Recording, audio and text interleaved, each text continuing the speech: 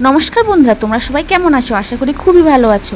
আজকে আমি তোমাদের সঙ্গে একটা নিরামিষ সোয়াবিনের রেসিপি শেয়ার করছি। তো নিরামিষের দিনে যদি কিছু বাড়িতে না থাকে, শুধু যদি সোয়াবিনই থাকে, তাহলে সোয়াবিন দিয়ে এই রেসিপিটি বানিয়ে নিতে পারো।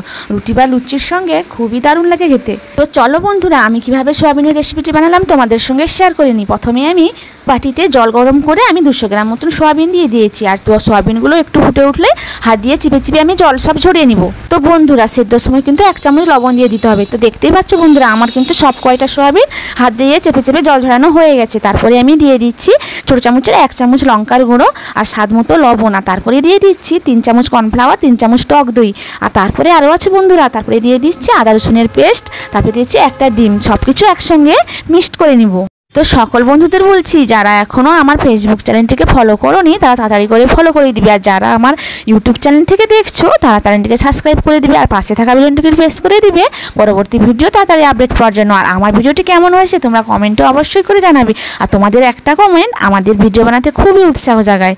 এই ভিডিওটা শেষ পর্যন্ত দেখার জন্য তোমাদের কাছে অনুরোধ রইল। আর আমার ভিডিও যদি ভালো লাগে তোমরা লাইক, শেয়ার, কমেন্ট অবশ্যই করবে আর বন্ধুদের সঙ্গে শেয়ার করে ছড়িয়ে দিবে। আর এই ভিডিওটা বাড়িতে একবার বানাও, বাচ্চা বড় সবাই খেতে খুবই ভালোবাসবে। তো বন্ধুরা, আমার কিন্তু এখানে সব কিছু সোয়াবিন মিক্স করা হয়ে গেছে। আর এখানে আমি একটা প্লেটে একটা ক্যাপসিকাম, 2টো পেঁয়াজ, কিছুটা আদা আর কিছুটা রসুন কুচি করে নিয়েছি। তো আমি যেভাবে পেঁয়াজ আর ক্যাপসিকামটা কেটেছি তোমরা কিন্তু সেভাবেই কাটবে।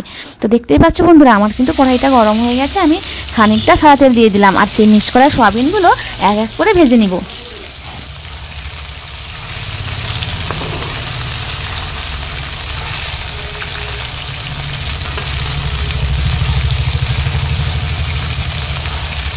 সোয়াবিনগুলো দেখতেই পাচ্ছ বন্ধুরা, লাল লালভাবে ভাজা হয়ে গেছে। তো তোমরা কিন্তু এইভাবে লাল লালভাবে ভাজবে। তো আমি এখন সোয়াবিনগুলো সব কয়টা প্লেটে তুলে নিয়েছি। তো সেই কড়াইতে অবশিষ্ট তেল ছিল, তাতে খানিকটা তেল দিয়ে দিলাম রসুন ও আদা কুচি।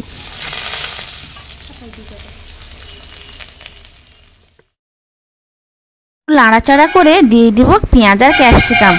তো ক্যাপসিকাম আর পেঁয়াজগুলো খানিকক্ষণ নাড়াচাড়া করব, বেশিক্ষণ নাড়াচাড়া করব না। দিয়ে দিব স্বাদ মতো লবণ, তারপরেও খানিকক্ষণ নাড়াচাড়া করব। তো বন্ধুরা, আমার কিন্তু পেঁয়াজ আর ক্যাপসিকাম হালকা ভাজা হয়ে গেছে। তো এরপরে দিয়ে দিচ্ছি আমি চিলি সস। তো পরিমাণ মতো চিলি সস দিতে হবে, তারপরে দিয়ে দিতে হবে টমেটো সস, আর তারপরে দিয়ে দিচ্ছি সোয়া সস। এই রেসিপিটি বানানোর জন্য তোমরা যতটা পরিমাণে সোয়াবিন নেবে সেই পরিমাণ তোমরা সস ব্যবহার করবে। তো আমি তো আমার মতো করে আমি ব্যবহার করেছি। তো তোমরাই তো দেখতে পেয়েছো বন্ধুরা কতটা দিয়েছি। তো তোমরা পরিমাণ মতো সোয়াবিনের মতো দিবে। তো আমি এখানে ভেজে রাখা সোয়াবিনগুলো দিয়ে দিলাম। তো আবারও 5 মিনিট মতো নাড়াচাড়া করে ভেজে নিব।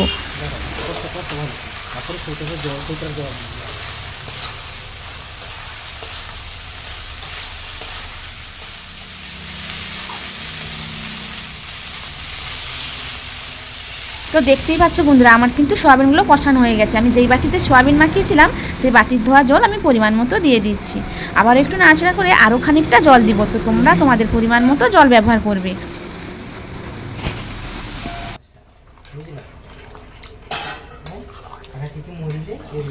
তো আমি এখানে 2 মিনিট মতো ফুটতে দিব। হালকা ফুটে এলেই আমার রেসিপি রেডি হয়ে যাবে। তো দেখতেই পাচ্ছ বন্ধুরা কতটা গাঢ় হয়ে গেছে। তো এইভাবে বানাতে হবে। তোমরা যদি শুকনো শুকনো করতে চাও তোমরা শুকনোই করতে পারো। তো আমি তো এইভাবে রাখবো। আর দেখতেই পাচ্ছ সোয়াবিনগুলো কতটা সফট হয়েছে।